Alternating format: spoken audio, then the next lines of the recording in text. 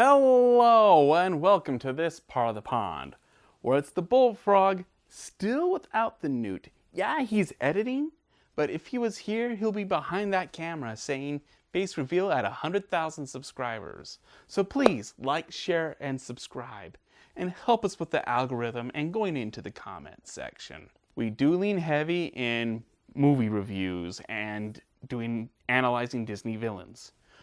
But we also do book reviews. And this book has been constantly there in my Audible recommended list. And I gave in and hit play. And it's been 9 books later. Yeah, not bad. And I'm on pins and needles for book 10 coming out later on this year.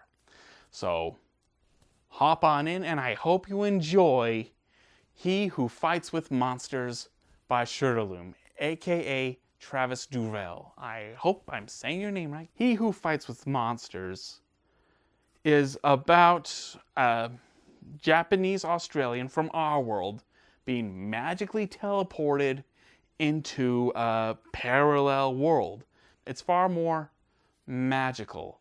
And the magic of this world, it kind of has the feel and progression of a video game.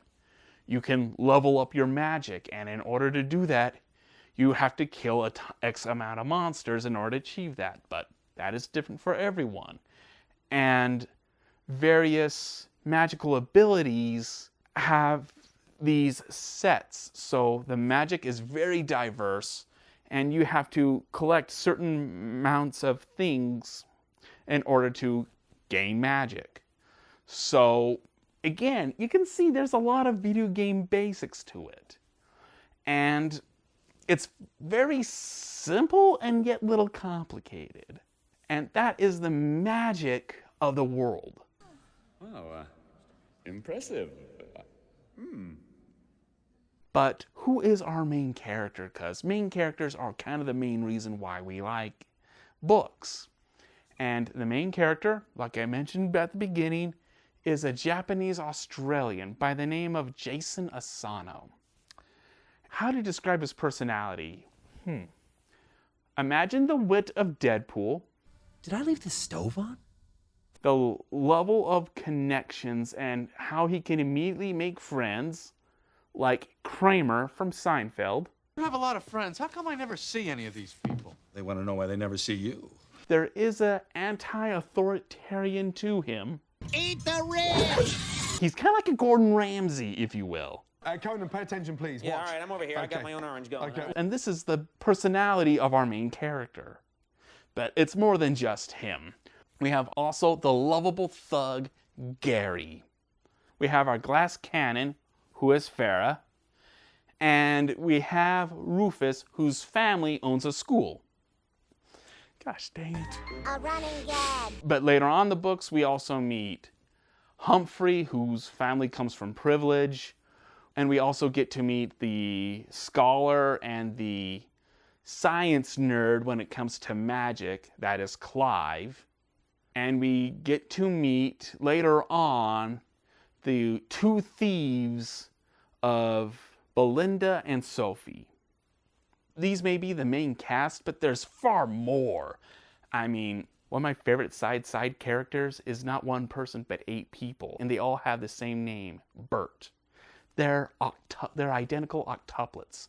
The only way to tell the octuplets apart is their job. And I love how Travis builds this up. But when you're later on in the book series, you kind of miss the Berts. And look, book 10 is coming out soon. And I hope we get to meet one of the Berts again. I miss the Berts. I see. This is just the tip of the iceberg of characters. And characters are fun, and we need characters, but we also need a good plot and story. And the way how Travis builds his story, it's, well, he does it like a TV show. Each series has its own arc. So books 1 through 3, season 1, if you want to call it, has its own story arc, and that is getting to know the world, getting to know the characters. It's introducing everything. But books 4 through 6, this is what I call the grinder story arc, because Jason just goes through a wood chipper. Everything is cruel, everything is harsh, and you're going, give this guy a break. And yet, Travis says no, he's not done yet. At the end of that arc, I feel like I needed a break from that. And we get to the current story arc of books 7 to 10. 10 isn't out yet, but 9 kind of tells us this current story arc isn't done. And this one I like to call the Aftershock story. The second season was brutal. And this one is just dealing from the aftershock of it. And whew, brah. And I hope he follows through with that. So the story, I know that's the structure. It's a heavy story. I mean, the antagonists, you get to learn more about. There's like an antagonist of each season. And there's this ongoing main villain, but right now for our later books, I don't know if we're done with him or is he still around. It's a mystery. Travis kind of foreshadows we're not done with him yet. And this is the story, the structure, and being vague with the story itself. Yes, Jason's in a different world, and it's him adjusting to it, and it's him trying to understand if he wants to go home or not. Bad review or a good review or a meh review, I still want you to read these books. If I like them or don't, I want to have your opinions. I'm just a guy trying to give you a highlight. And for that, we have to go into what I thought of this series. Let's start with the cons. One of the things I didn't like about this is the flow. Now, Travis didn't begin writing these as a book. This is a story he's been typing on the internet. And he's taken that and starting putting it into book form. And the flow from internet to book is two different structures. Because with the internet, I don't know if it's weekly or monthly he posts these stories, but you can tell there's these gaps and he has to bring you up to speed so we can get to what's going to happen this week or this month. So you can see there's these gaps. And that works on the internet. But as a book, I am not waiting that much. It's like I just went through chapter 12 and we're now into chapter 13. Chapter 12, its ending had me at the edge of my seat. I had pins and needles up in my rear end. I was waiting to see what's going to happen next.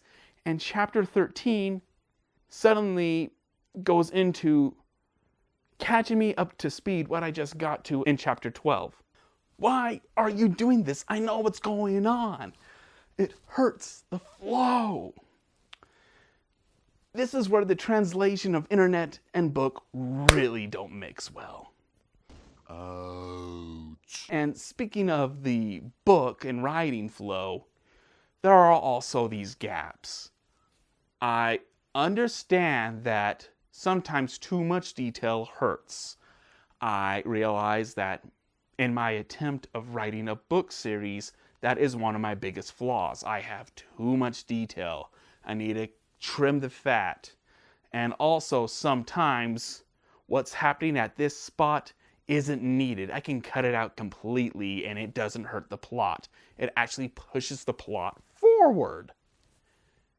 However, as much as we like the plot, remember, we also love the characters. And when you give them these moments that are just awesome, don't rob the characters of these moments. But if you use these gaps in some spots because you want to get to the plot and speed the moment, you can make things anticlimactic. This doesn't happen as much in books 1 through 4, but from 5 and onward, these gaps and these anticlimactic moments happen. And it happens a little bit too much in books 8 and 9. Trav, please. Some of these character moments we've waited a long time for. I mean, ever since book 3, I've been on pins and needles for Gordon to have his moment. And it took till book 8 to have that. Don't rob or rush Gordon's awesome character moment. I've been waiting for it. You're probably asking, who's Gordon? I don't want to spoil. He's one of my favorite familiars. Don't hurt Gordon. With this world, it has kind of a... Jason has a video game help icon. It's part of Jason's magic powers that he has this help bar. And the thing is like a double-edged sword. It helps the exposition in some spots, and also it has good timing to make a good joke. However, it can get exposition heavy, and when it comes up, it hurts the flow of the fight and what's happening. It hurts more than it helps. I say on the levels of 60-40, 60% of the time, the help icon hurts more than it helps. And these books can get exposition heavy. I understand exposition is not bad. You have to execute exposition the right way. And sometimes Travis does it right. Sometimes he doesn't do it well. But these are all the cons. I'm not saying I hated this book, far from it. The pros are fun, because these books are just dedicated to entertaining you, the reader, or in my case, you, the listener. My notes I take in Audible, I actually mark my laughter. And this is just the rough estimate of how many times I was laughing in these books.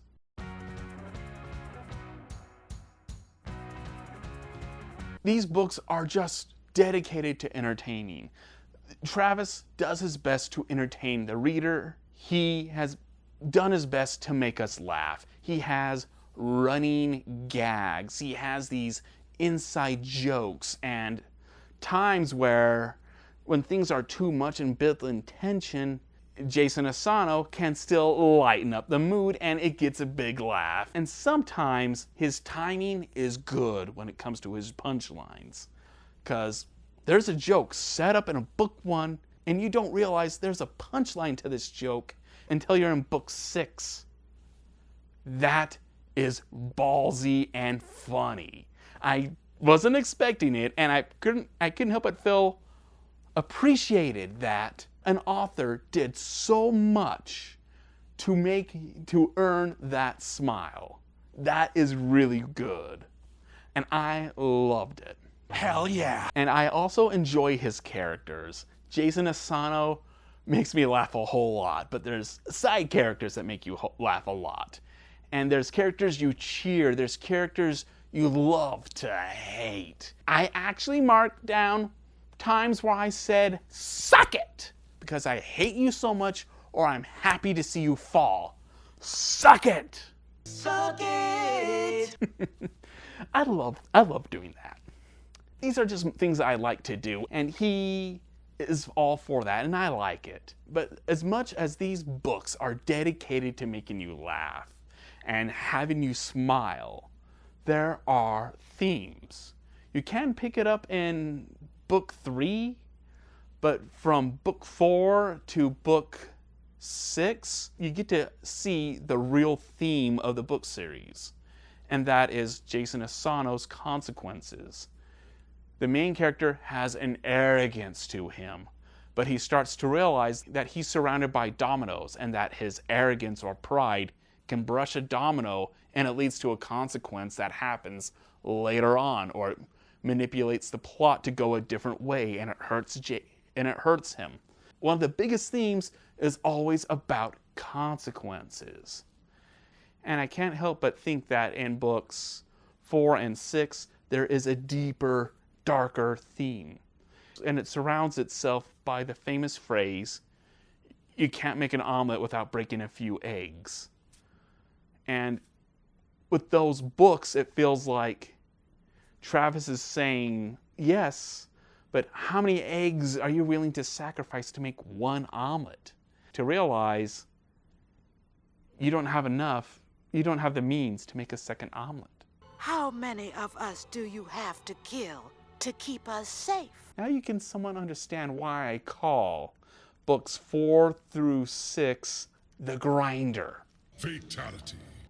It can be galling and rough.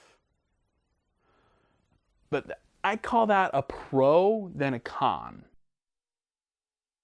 Really? And speaking of pros and cons and highlighting Travis's writing, he does do something that I think is better than Brandon Sanderson. That's it. She's going down. Don't hurt me. Don't hate me.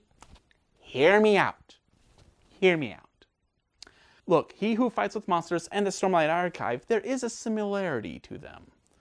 The main character had a rough past, and in that past, they were tragically affected by their love.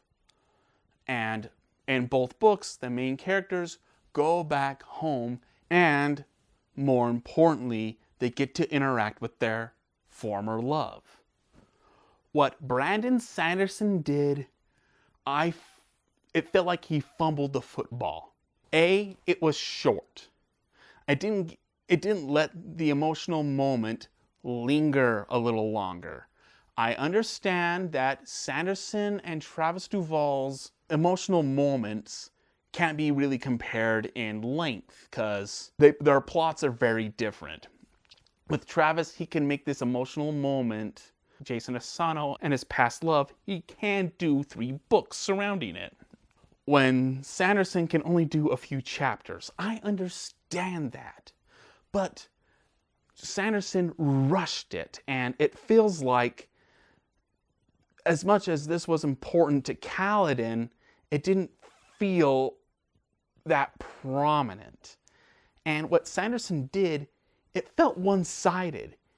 The way how he communicated and structured this reunion of this tragic reunion, it felt very one-sided. He structured the story to lean more in favor with the former love, and she felt like she was in her right, and that what she did was okay. When Kaladin, it felt like his pain meant nothing, that his hurt and heart amounted to something being pointless. What?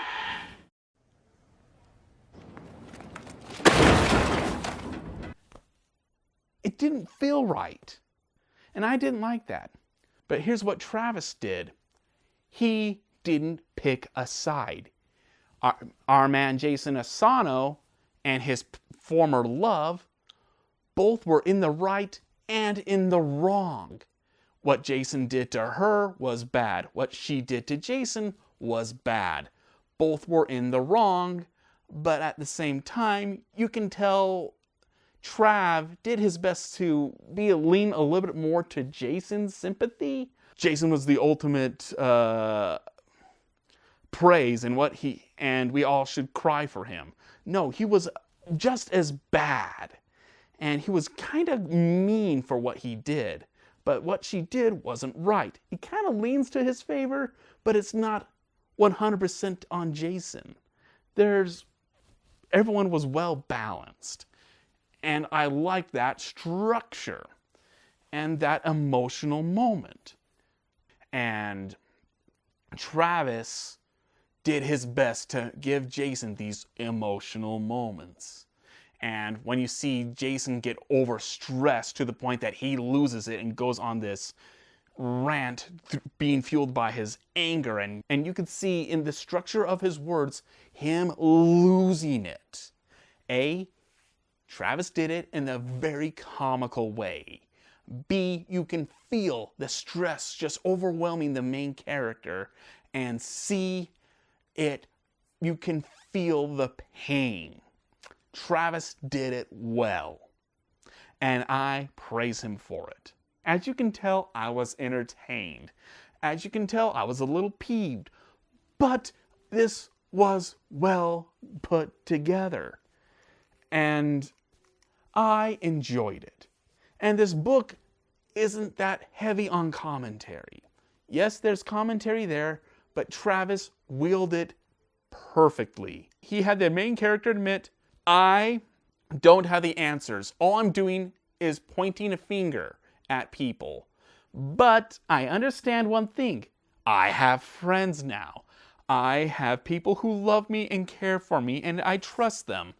I am not going to skewer Humphrey. I'm not going to destroy Rufus. Yes, I may disagree with you, but I will gladly defend you and stand with you because you're my family, you're my friends, and I will gladly put you over politics any day of the week. We may disagree, but guess what? We're homies, and homies stand together. Okay, this has gone long enough. We talked about good, we talked about bad, and he did one spot better than Brandon Sanderson. Big praise, don't kill me, but it's my opinion. It's an opinion. Your opinion, man. With all of this added up, what do I think of He Who Fights with Monsters? Books 1 through 9. On a scale from 1 out of 7, I give it a 4. Whew. This was a heavy one. I highly recommend these books, and also, I know I gave this a 4, but I was entertained. And I'm going to give He Who Fights with Monsters a second read. Say what?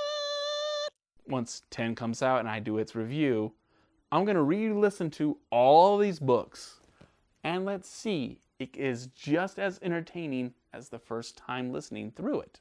I can't wait to do that. But until that time comes, this is the Bullfrog signing out.